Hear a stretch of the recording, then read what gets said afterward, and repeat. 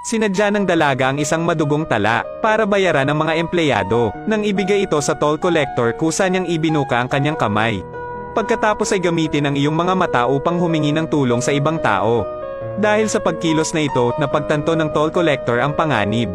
Ngunit kalmado pa rin siyang naghahanap ng pagbabago, komandat pa sa kanya, dahil alam niya kung inaalarma niya ang mga lalaking iyon, malalagay sa panganib ang babaeng nasa loob ng sasakyan, hanggang sa umalis na ang sasakyan.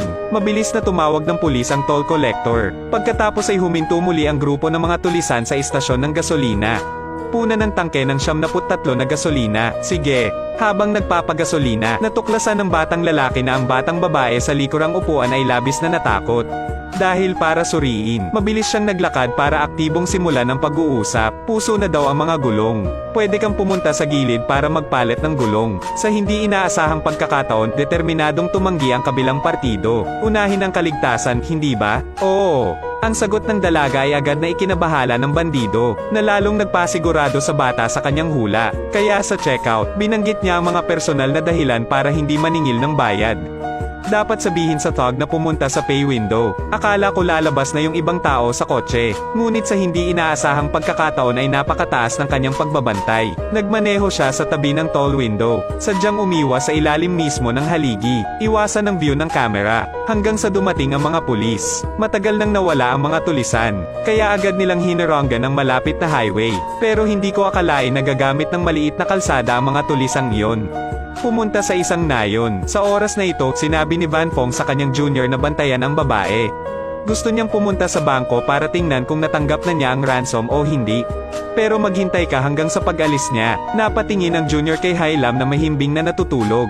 Agad akong nagkaroon ng perverse idea. Sinubukan ng tulisan na halayin ang dalaga, sa isang mapanganib na sandali. Pagkatapos ay tumunog ang sirena ng pulis. Inakala ni Hongkai na pulis ang darating para arestuhin sila. Dapat mabilis na akayin si Hailam. Matapos magkita muli ang dalawang magnanakaw, agad silang pumunta sa susunod na lokasyon. Itinali nila ang dalaga sa isang bakanteng silid. Pagkatapos ay binyantaan ni Van Fong si Hongkai. Sabihin sa kanya na huwag igalaw ang kanyang mga kamay o paa.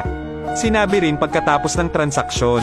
Pagkatapos ay magagawa niya ang anumang gusto niya. Nang marinig iyon, masunurin si Hongkai. Pagkatapos niya ngatali si Hailam. Pagkatapos ay ipinatong ang kanyang mga binti sa ibabaw niya. Tapos nakatulog. Sa ngayon ang tanging pagkakataon niya para makatakas. Maingat niyang ginalaw ang kanyang katawan. Ginamit ang mahigpit na nakatali na kamay para dumukot sa bulsa ng thug.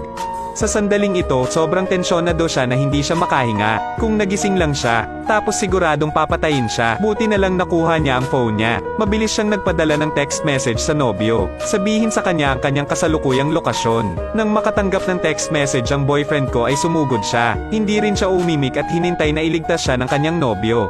Nakita ang tulisan na natutulog na parang patay na baboy. Nagpasya siyang kumilos, hindi ayon sa mabubuting kaugalian at tradisyon. Muli niyang inilagay ang kamay sa bulsa nito at naglabas ng kutsilyo. Matagumpay na nakalas ang tali. Pagkatapos ay maingat niyang inilayo ang hita ng lalaking iyon. Nang malapit na siyang umalis, namalayan ko na lang na nakalock ang pinto mula sa labas. Dahil dito hindi niya alam kung ano ang gagawin. Sa kabutihang palad sa oras na ito napansin niya ang bintana sa tabi niya. Hindi rin masyadong mataas ang posisyon nito, kaya tumalon siya sa bintana. Akala niya nakatakas na siya. Sa hindi inaasahan pagkatapos tumakbo ng maikling distansya, nabangga niya ang ibang lalaki. Agad niya itong sinakal at binyantaan na huwag magsalita. Pagkatapos ay tawagan ng iyong mga junior. Nagising si Hongkai at nakita niyang nawala na ang hostage. Mabilis siyang tumakbo palabas para tingnan. Kakabukas lang ng bakal na pinto. Pagkatapos ay nakita ang malaking kapatid na nakatayo doon naghihintay para sa kanya ng mahabang panahon. Pagkatapos ay mabilis nilang inilayo ang dalaga sa lugar na ito. Pagkarating ng mga pulis, pagkatapos ay nagtakbuhan ang mga tusong magnanakaw. Ang pagkilos ni Hailam na tumakas ay lubos na ikinagalit ng mga magnanakaw. Nakatakas lang ang kanidnap na babae. Sa hindi inaasahang pagkakataon, sa liko pa lang may nakasalubong akong isa pang halimaw. Nakita kong hahabulin ako ng mga pulis dito. Mabilis nilang kinuha ang dalaga. Sa sandaling ito ay natuklasan ng kanyang kasintahan ang kanilang sasakyan. Mabilis na nagmaneho para habulin. Ngunit sa hindi inaasahang pagkakataon na diskubre ng tulisan na may sumusunod sa kanya. Pagkatapos ay sadyang dinala niya ang kalaban sa isang seksyon ng riles ng tren. Pagkatapos ay malapit na ang tren, ginamit niya ang bilis ng liwanag para sumugod. Matagumpay na gumamit ng tren para putulin ang kanyang kasintahan. Isaalang-alang na ang lahat ng paglabas ay kasalukuyang nakablock. Pagkatapos ng negosasyon, sa tingin nila ito ang pinakadelikadong lugar, ay ang pinakaligtas na lugar, kaya dalawang matalinong pangalan. Nagpas siyang pumunta sa malapit na luxury hotel, maghintay hanggang sa huminahon ang mga bagay, dahil hindi ito naghihinala sa mga tao. Sinabihan ni Van Fong ang kanyang junior na magpanggap na asawa ni Hai Lam.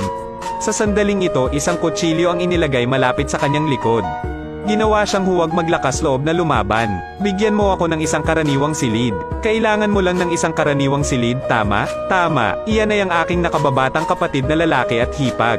Kaya ang isang karaniwang silid ay mainam. 800 ang deposito. Sa sandaling magbayad si Van Fong, sinamantala ng dalaga ang pagkakataong itumba ang baso ng tubig.